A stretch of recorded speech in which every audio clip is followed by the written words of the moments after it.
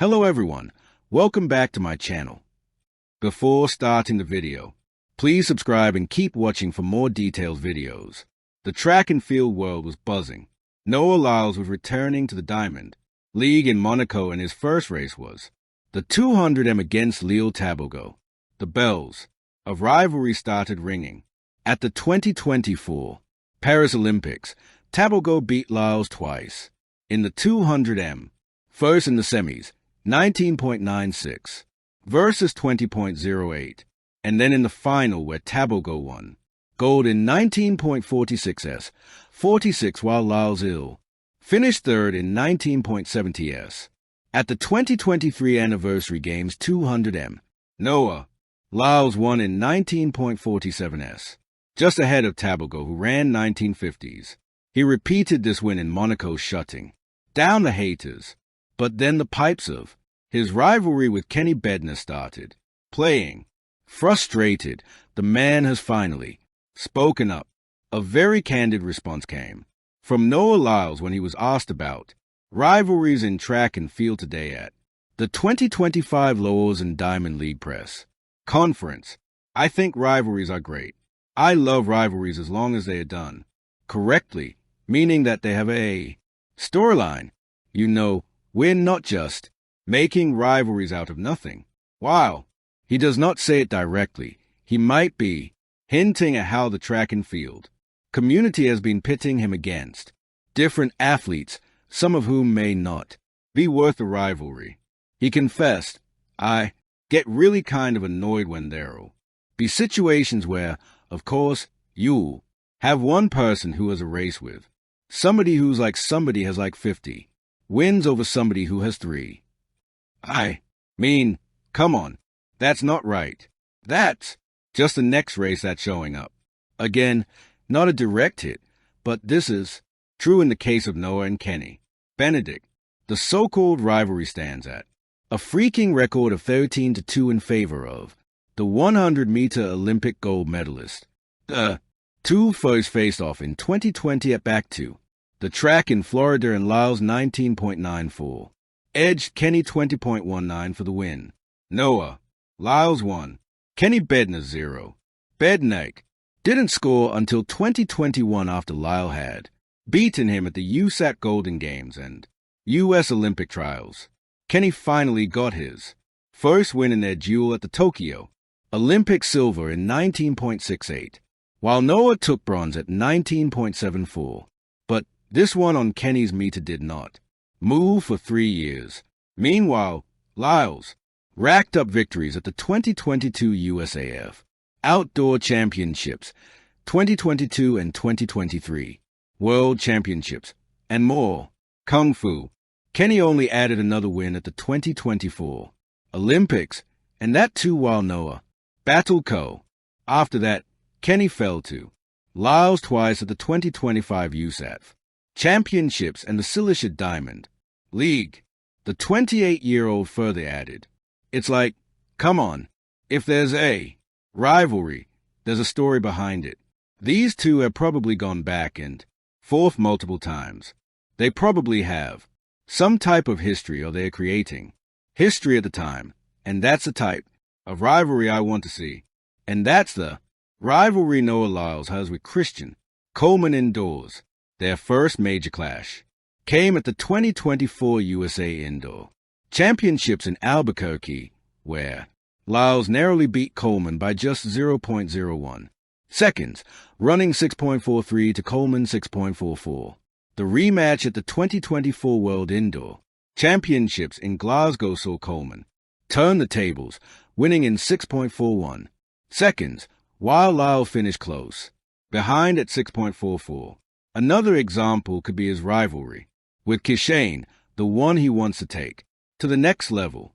In the post-race interview in Silicia, the world champion said, "I wanted to do a 1v1 race in Jamaica, just me and him. We could fill the whole stadium. The man loves competition, just not forced."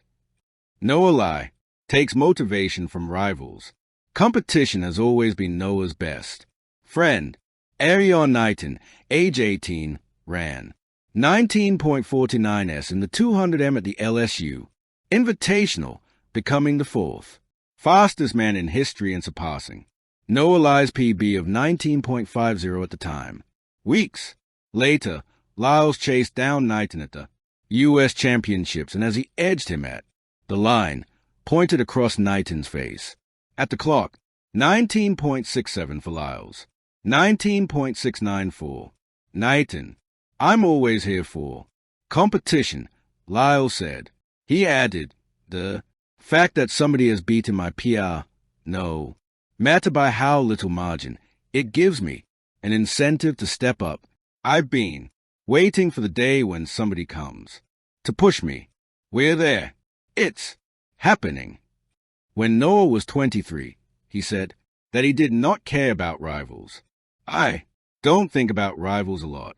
I mean, honestly, in my head, I don't have any rivals.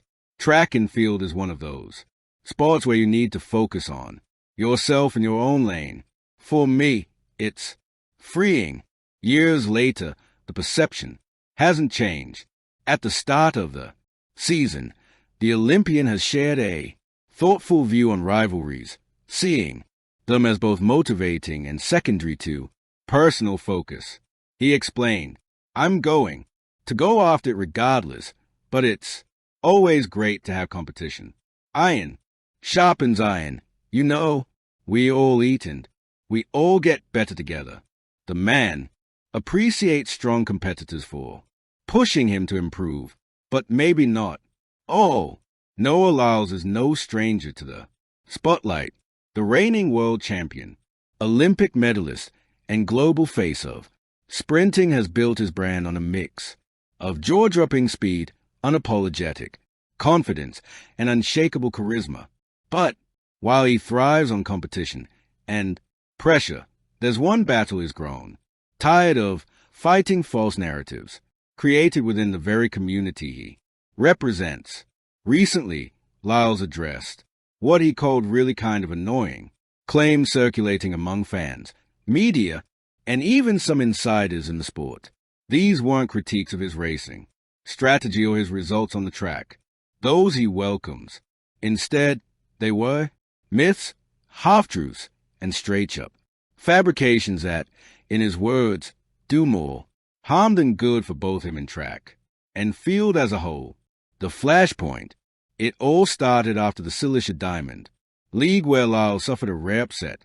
In the 200m, within hours, social media was buzzing not just with respect for his competitors, but with rumors.